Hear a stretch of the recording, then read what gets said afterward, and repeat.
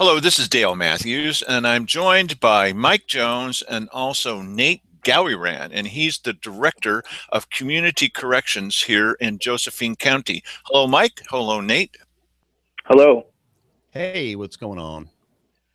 Thanks for having me. Yeah, we're happy to have you here, and you'll notice, everybody, that over my shoulder, over this shoulder, I have Nate, at least the back of his head. It's very informative, and he's talking with Simon Hare and Cheryl Walker, and over here is the HR director about his program. And over this shoulder, I have a X-ray of Nate, and you can see that inside of, well, no, that's not Nate. That's a teddy bear. He appeared to have swallowed a Glock 19. That's right.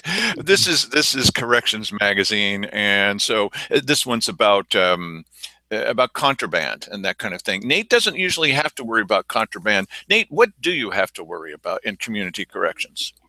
Yeah, well, we got all kinds of stuff to worry about, but the biggest thing that we worry about is affecting change in people. And we have about 1,000 criminal offenders that are under our jurisdiction here in Josephine County, and lots of folks have made some decisions that have led to their arrest, and we're here to make sure that they don't do it again. So we got lots to worry about in terms of affecting change in folks.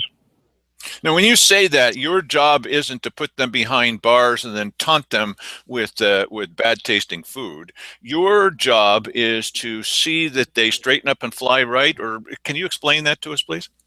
Yeah, you bet. So there's typically two different populations that we serve. One is from the probation side. So in other words, if somebody gets a criminal conviction, they're sentenced by our courts and not sent to prison and given probation. That's one of our populations. So those are the folks that are on probation. And then we have another population of local control or post-prison people. In other words, they're on parole. And those are the folks that have either been revoked on probation and given local control supervisory authority or post-prison, and or sent to the big house prison and then released back to us locally. And those are the other people that we supervise. So you have probation, and then you have your parole guys. So do you oversee the parole department? So there's officers that work under you in direct counseling with people that are on parole? Yeah, that's correct. We supervise, like I said, I think it's 1,000 folks or just under 1,000 felony offenders that are either on probation or parole. So we have both of those populations. So these are people who have already been convicted. They're not just people who are being watched by law enforcement like Mike and I, right? Yes. They've been convicted, and we've been given the jurisdiction to monitor them, supervise them, correct them, have some level of accountability. We formulate case plans. We assess what their risk level is in the community, whether it be for drug issues or violence or person-to-person sex crimes or any number of different criminal behaviors. We assess their risk in the community, and then we formulate the case plans and make sure that we deploy them appropriately. Now, I'm intrigued by this idea of person-to-person sex crimes. There's another kind of sex crime that's just person by themselves. Isn't it always person-to-person? No, there's like a public indecency. I thought I was making a joke. I'm obviously not. You can have a sex crime about yourself?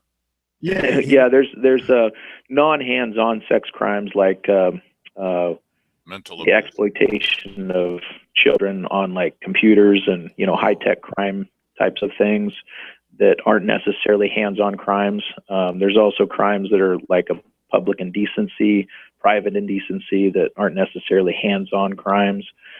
Exposing yourself in public, those kind of things. Those are non-hands-on sex crimes, but still criminal in nature. Okay, so I'm intrigued again. Sorry, this intrigues me, everybody, but private indecency? What the heck is private indecency? Well, you'd have to go to ORS to read up on what private indecency is. Really? Well, of the two of us, of Mike and I'm just not the expert on this. Mike, you Yes. sure have a lot of questions about that, right? I don't really understand that either. Certainly, there has to be a layman's distinction between the two. Private Public, indecency. public indecency and private indecency. Mm-hmm. Yeah, basically, private indecency would mean that it's within the confines of, maybe it's a private residence and you're, somebody's exposing themselves to other people that are, within there that have an expectation of not being being exposed to their private parts and what have you. So. Wow, I certainly have that expectation myself. Yes, I certainly have. So stop it, Mike. Yes, that's wow. Yeah. Well, you know what, and that's an interesting angle that you're mentioning, because I mean, would that apply to if you were in a like a video conversation with somebody over the internet? Would that'd be public, wouldn't it? I would think so. Oh boy, now you're getting a little bit Into the outside weeds, of my scope of expertise in terms of finding new criminal behavior. We see them post conviction. Sorry. Finding new criminal behavior. We're always looking for that. So somebody else has done the legwork on convicting these people. You're just dealing with the aftermath of that. Yeah, that's correct. I mean, the vast majority of these folks have made mistakes. They've pled to them. The courts have found them guilty, and whatever that means, we end up making sure that they don't do it again. And then usually there's a root cause to their criminality. If somebody's into drugs and they've gotten popped for a possession of a controlled substance, say it's heroin or methamphetamine or cocaine or whatever, they come to us and we figure out what their root cause is. I mean, why are they continuing to abuse drugs, and why are they addicted to drugs? And, if we can make sure that they're not going to do that, then we typically refer them to treatment, alcohol and or drug treatment, and get to the root issues and go from there. Because, I mean, a lot of times these folks they have very complicated lives. Right. And, it's difficult to make sure that they're on the up and up. And, people don't change overnight. You and I aren't who we are because of one event that happened last night. Right. So it's a process. It's not an event. And we understand that. And throughout the process, we're here to hold them accountable and kind of guide them through life. And hopefully they relearn some values, or maybe it's that they need to learn some pro-social values, period, that they've never been taught. And that's what we do on a daily basis. And over the years, I've had many people come and thank me for the work that we've done. And it's a rewarding career. It's a noble cause, and it's something that we've been committed to for a long time. So, I mean, how do you deal with it if someone is just, socially inept? Yeah, there's this thing called, we term it's professional jargon, but basically a pre-contemplative stage of change. And that's a fancy word for being resistive to change. And what we those folks are pretty easy to identify.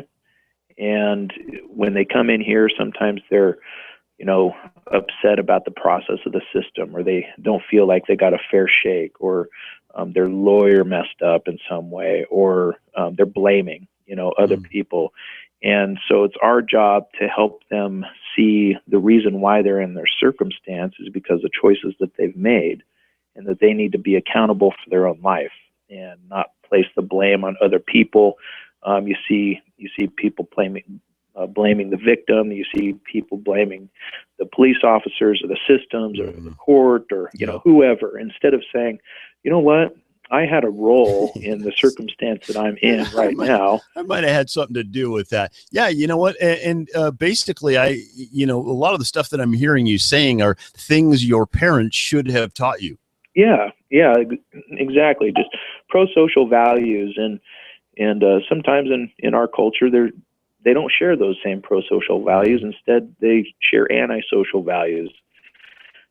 Maybe it's a gang-related activity, or maybe it's some other drug issue that they value. Maybe it's escape, maybe it's trauma that they've endured, and they're seeking some other outlet or some other distraction so they don't have to deal with the trauma. And there's all kinds of reasons why people are in our system, and we just got to find those reasons, help them work through them, and hopefully teach them some good stuff, and then they go on and be productive citizens. Well, Mike runs into this on social media all the time, don't you, Mike? Absolutely.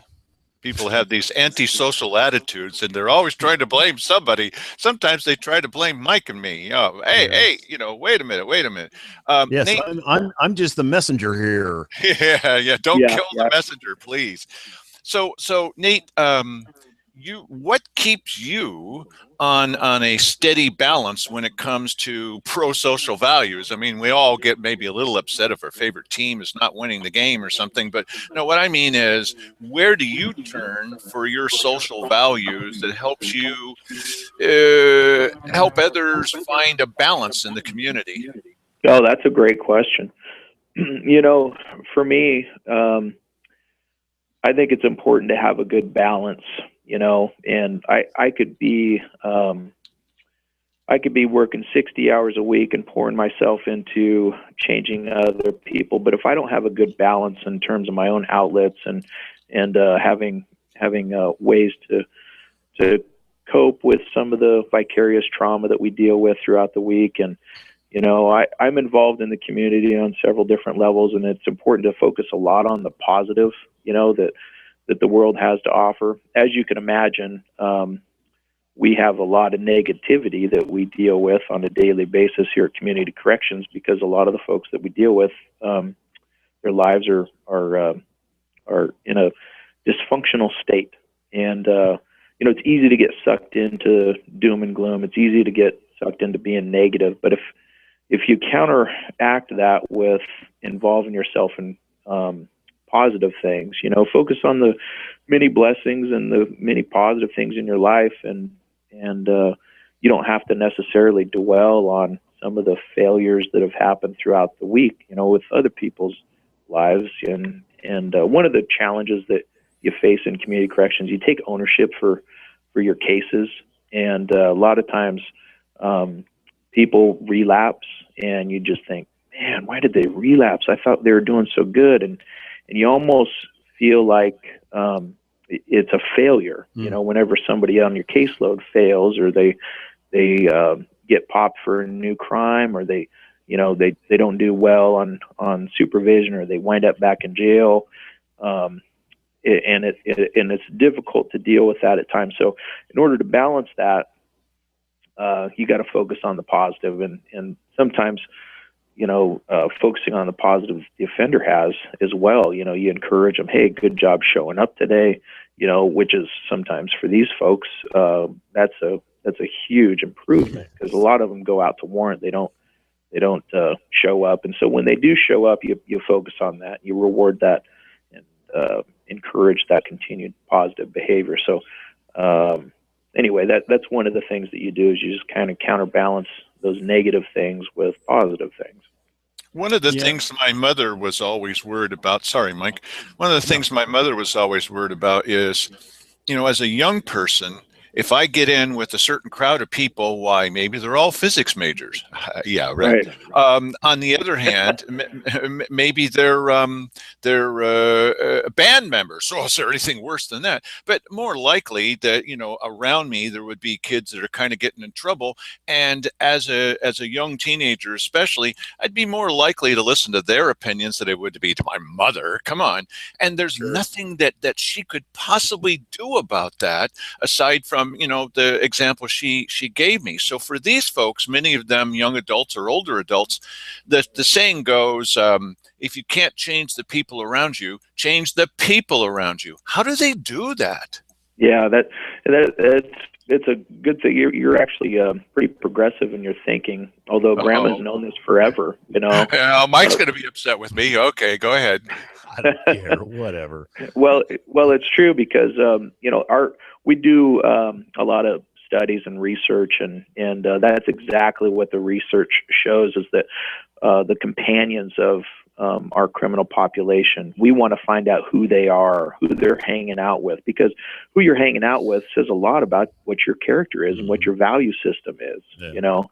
And if you change who you're hanging out with, for an example, if we have somebody that is unemployed and he's hanging out with a bunch of other cronies that are unemployed and they're not wanting to change their unemployment status to be employed, I mean, the likelihood is that he's going to remain unemployed, you know. But if you change their companions on who they're hanging out with, say you give them a referral to maybe it's RCC, you know, Road Community College, or maybe it's down at the YMCA to start hanging out with other pro-social folks, or at least be around in that environment, you know, eventually, like I said, it's a process, it's not an event, but eventually the more you hang out in a place or environment that has pro-social values, pro-social people that are acting accordingly and staying out of trouble and not going to jail and this, that, and the other, I mean, eventually you're going to have some level of influence by them being in that environment. So I'm writing all this down here because I'll tell you, you know, if people are judging you by who you're hanging out with, then I got problems. Thanks a lot. Yeah. Hey, you know, what I want to know, and don't answer this question, Nate, is how can we encourage our 3 county commissioners to hang around with other people besides the Rotary Club, where they're obviously getting their values? Which Rotary clubs are you referring to? Right, as if there's that's just one of those questions that Dale is fond of asking, that for county employees there is no right answer to. Oh, yes, yes. I already told him don't answer it. I said don't answer it. Disregard it and move on. Right, right. There's nothing though, wrong with Rotary International, I guess. Yeah, it's just right. So, Nate, you mentioned something about drug abuse and trying to get them off of this. There's been a lot of controversy over the years about whether substitute drugs are really any better than the original drugs. Well, for cost and for some of the side effects, maybe. But your work has to be constantly changing, and the people that get addicted to the substitute, right? Yeah, there's a couple of different specific drugs that you're probably referring to. Are you talking about the opiates and then the substitute of methadone? Yeah, exactly. Yeah. Okay. Yeah, there's a lot of schools of thought there, you know, that, hey, you're just substituting one drug for the other, and you're not trying to titrate them down and get them free and clean of drugs and, you know, whatever. And, you know, that's one of the arguments. But I heard somebody say recently, his name is Rick Jones from Choices, and he mentioned this at one of the most recent drug court graduations, is that if you have no other options, and you got to think of it this way, is that what about titrating him down from another drug in the absence of or the avoidance of death? You know, because if you don't get them off of this drug, at least trying to, if you don't get them off of heroin, eventually they could die, you know, and why not try something else, you know? So I kind of took that back with me, and I had to process it a while, because it's just a different way of thinking of treatment, you know, in terms of rehabilitation and being clean and sober, because clean and sober is the ultimate goal for somebody that's addicted to drugs. And sometimes, you know, we want that here and now. You know, you and I, pro-socially, we've never been addicted to drugs, and we can't necessarily understand what this person is going through who is addicted to drugs and who cannot stop, even though they genuinely want to stop. But it's an addictive behavior, it's an addictive response, and then they just continue to use. So, you know, why not try something that may be a little bit unorthodox? It may be different, but, you know, we're going to try to get this person clean and sober through, like I said, a process, not an event. Now, Nate, I think most people will say that when the rubber actually hits the road, that you can get addicted to drinking whiskey, you could get addicted to to using drugs. You can do all the things that Mike does on a daily basis. But on the other hand, this whole idea of being addicted to food or the idea of being addicted to cigarettes, they don't usually think of it really in the same category. Would you agree that that beer and marijuana are closer to the food and cigarettes case than they are to the whiskey and methamphetamines case? Whiskey and methamphetamine, that's No. an interesting pair. Well, I haven't heard of that argument before. Whiskey and methamphetamine? Yeah, that's No, what you're trying to no. find balance by It's taking ways. the extremes. No, what I'm trying to say is that when people get addicted to something and they're drinking, a quart of whiskey a day and taking all this meth and everything, they have a tendency to be one kind of addicted. Now, there are people that eat too much food or smoke too much cigarettes, but where, in your opinion, does marijuana fit on this cycle? Is it closer to the addictive behavior, but not necessarily antisocial, or is it really over the gateway drug to whiskey or whatever marijuana is supposed to be?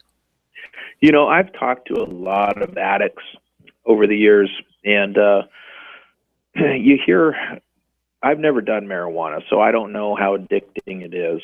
And so I've talked to a lot of addicts, and whether or not they've done methamphetamine or marijuana or they've done cocaine or any of the hard drugs.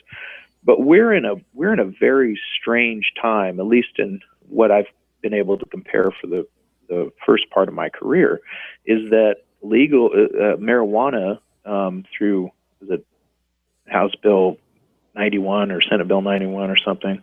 What is that? Or ballot measure? The ballot measure 91, isn't it?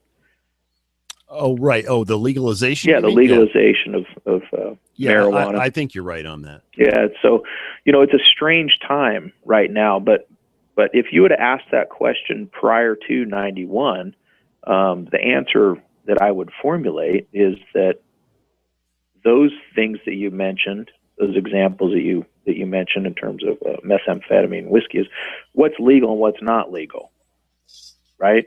Right. Mm-hmm. One of them's legal, the other one's not legal. Doesn't mean that, whiskey, an overabundance of consumption of whiskey isn't damaging, because it can be very damaging. I mean, we see people coming through the doors all the time that, ruin their lives from alcohol, and then the abuse of it and, all of the fallout that happens from the abuse of it and those kind of things. And so, the difference, though, between methamphetamine and whiskey, I think was your question, is that one's legal, one's not. Now, once you deal with that part of it, somebody gets convicted of methamphetamine use, or let's take it further. Say they drink way too much whiskey, they go out and drink and drive, and then they get a DUI, right? So we have two people that have either addictive issue to methamphetamine, you have addictive issue to alcohol or whiskey, right? So they come through our doors. They're both on probation. What do you do with that? You got to find the root cause, and usually the root cause is determined through treatment. Like I said, it could be a one-time deal where they had a bad day, or they're dealing with trauma or whatever. More likely, if they have an addictive, or they've demonstrated in some way throughout their life that they're incapable of saying no to whatever it is that they're struggling with in their abuse cycle. And we got to find a way to get them off of that drug, because alcohol in and of itself, by definition, is a drug. Right? So now, are you guys, is this in-house counseling stuff, or are you farming them out to, psychologists or psychiatrists or whatever or drug counselors to help them with this? How does that work? Well, it depends on what we're talking about. Sometimes the alcohol and drug piece of it, we have two counselors that are in-house here that can help with that. The vast majority of our clientele, they're typically assessed whether or not they need alcohol and drug treatment, and we can outsource that as well to Choices or On Track or any. Well, isn't most of it peer supported, where they're actually being counseled by other people who have had this problem and now they sit in a big group or something? Yeah, there's group treatment therapy. There's also individual treatment therapy, but all of the treatment is facilitated by professionals.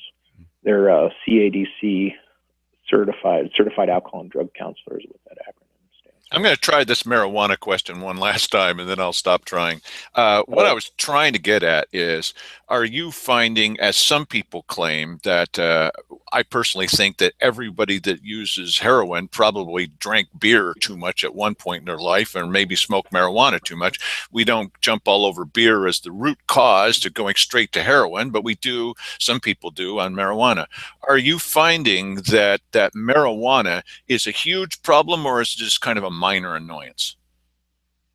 Is marijuana a huge problem? Well, is like I said before, with the it doesn't matter really what you're abusing in terms of a drug. If you have antisocial behavior that's criminal in nature, you got to find what the root cause is and get them off of the drug, because a lot of times the fallout of their abuse is significant, and it could be familial relationships that are destroyed. It could be their associations that are criminal in nature. It could be a number of different things that influence their behavior. So whether or not marijuana is the source of that, or any other drug is the source of that, that's up to the risk assessment tools and the counselors to figure out how to change their criminal behavior. So now let me ask you, in terms of funding all of this, how much of this is being paid for by the county as an entity, and state and perhaps other grants that are coming in from outside? Oh, being paid by what? Or what's being paid for? Yeah. Oh, okay. So community corrections is funded through the state, and there's these things called CCA funds, or Community Corrections Allotment Funds, from the state of Oregon, and our share in Josephine County is 2.83% as of the biennium from 2013 to 2015 of the CCA funds, and I think the total CCA fund budget for the state was $213 million, something like that, from 2013 to 2015. They haven't announced what our 2015 to 2017 budget will be, but the counselors that we have here, all of the POs that are paid here, the administration, the support staff, and other programs like Welcome Home Oregon, the drug prevention folks as well, those are all subsidized and paid through state funds. Now, so if you get $200 million, that's the state. That's the state. Yeah, that's the state from the state. I got that, and only 2% approximately of it comes from the county. Well, that sounds like nothing. Comes 2%. We don't get any of the county funds. We get 2% of the state funds.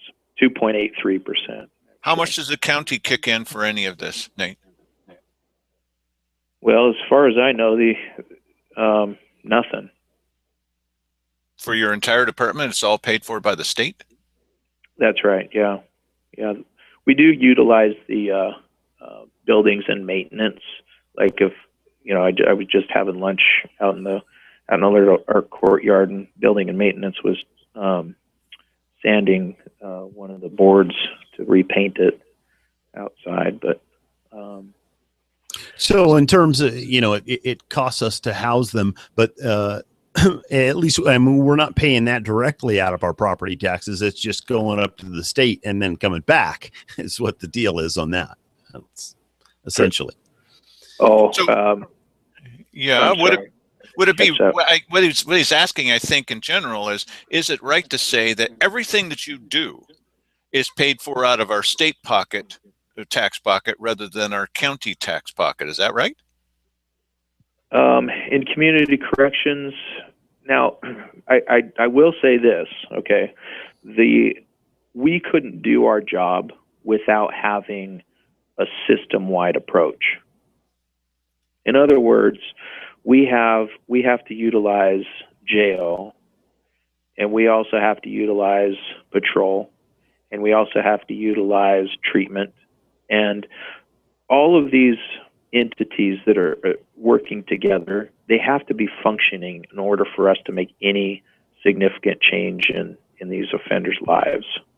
And so by that, I mean, you know, of course we get state funding, but we're not on an island. You know, we work within our jurisdiction, and it's a systems issue. You know, it's a systems approach to get these folks to change, and that's what we want to promote. That we want to make sure that, you know, people get credit where credit's due, and it's not just community corrections that's making change in folks' lives. It's a systems-wide approach. Okay, that said, then I'm going to ask that question a slightly different way. Yeah. As you of course you interact with all the systems around you. How could you exist without this show, for example? Okay, so I get that. We're all related. Okay, all right. So cousin, what I'm asking you is it right that as far as what you do and your department goes, because you're the director, that you are sort of a little state island within the county infrastructure? Well, I say that because here's the way the funding formula goes. Okay, in terms of budget. All right, we get a funding formula of 2.83% based on the population that we serve. Okay, and we have roughly, you know, it's just under 1,000 people, 1,000 felons that are within our jurisdiction. If we don't have a district attorney that's prosecuting those cases, like for an example, if a patrol officer goes out and finds methamphetamine on somebody and can't take them to jail, and they cite and release them, and that case gets worked through the system, goes to the district attorney's office, and district attorney's office says, we don't have enough resources to prosecute this guy, and then he gets kicked scot-free, doesn't do anything. They would not be on our radar. We wouldn't have any jurisdiction over them, you know, and obviously this particular person needs some intervention in their life, you know, and that's what I mean by it's a systems-wide approach. If you don't have patrol officers that are going out there, that are fighting crime, that are finding crime, that are investigating criminal activity, moving them through the process of prosecution for the district attorney's office, and then having the courts sentence them, move them either onto probation or parole, or send them to prison, we would never see those people. And, you know, on the back end of it, we have to have some level of accountability while we supervise them. Yes, we formulate case plans. Yes, we make referrals to treatment. Yes, we do all of these things. And those are all pro-social activities. They're efforts that we have to make. But if they don't do those things, if they don't follow through with the case plans that we have set forth for them, they have to be held accountable and sent to jail or some other form of custody. And without those teeth, we could talk until we're blue in the face, and unless somebody is willing to change, they're going to continue in their criminal conduct. So here's my point, Nate. The State Highway Patrol obviously has to interface with Grants Pass City, with Cave Junction City, and with county sheriffs. Of course they do, but they don't appear in front of the Board of County Commissioners to give them a report, even though all their money comes from the state. Why are you required to appear in front of the county commissioners to explain to them what you're doing? All of your funding your entire operation comes from the state, and you interface with county departments. To me, I think it's really important that the county commissioners and everybody is informed on what we're doing. We all need accountability. We all need some form of hierarchy, and in our current hierarchy, you know, I answer the Board of Commissioners, and I'm totally okay with that because, you know, I believe in leadership, I believe in democracy, and this is who voted in as our leadership, and I totally am submissive to that and supportive of it. So, I'm happy to share with the county commissioners what's going on, because to me it's like it's a public forum too. The taxpayers have a right to know what's going on with the money that they're paying, our salaries, and they have trust in us, and we're deploying the services that they're asking us to deploy, and to the best of our ability. So, I'm happy to report anything that's going on with our agency to the county commissioners and anybody else who's interested, including, that's why I'm on your show today. Thanks. So. Hey, Mike, do you have a final question to ask Nate? Yeah, well, I mean, it seems like a very constructive service that they're providing there. It must be frustrating, and you probably have to learn to divorce yourself from expectations. Like you said, it's sometimes could take it as a personal failure if somebody that you're working with doesn't get their act together. But so I would imagine that you develop a system of dealing with that, and which you kind of explained. And so this is more of a comment than a question. Oh, it's okay. Yeah. Yeah. I mean, somebody has to do this stuff. This is kind of where the rubber meets the road in the, what happens after somebody's dealing with the punitive aspect of their actions. Yeah. Yeah, that's correct. Yeah. And we have a significant recidivism rate here, not only in Josephine County, but across the state. And a lot of times, our goal is to reduce that rate so they don't commit any more crimes. But yeah, we deal with them post conviction and make sure that they're abiding by all the conditions of either the parole board or the courts, and help them change their criminal conduct. So. Nate, thank you for your time. Now that we've unmercifully raked you over the coals, we appreciate the fact that you've come and made your time available to us so that we've got a better understanding of what's happening in adult corrections. Gentlemen, we're just going to need to say goodbye, but I definitely want to talk with Nate next time about about our continuing problem. You're going to want to talk about it now, but we don't have the time, about our continuing problem with the transient population, which often is addicted to drugs. And then is there any plan to deal with them? Are you coordinating with others about that? But we're kind of running out of time here, guys. So yeah, those are all issues that we deal with, and yeah, we are planning actually in the next couple of months launching a couple of new programs that hopefully will deal with some of the housing issues that are here in Josephine County. Thank you both, and good night, everybody. For real this time.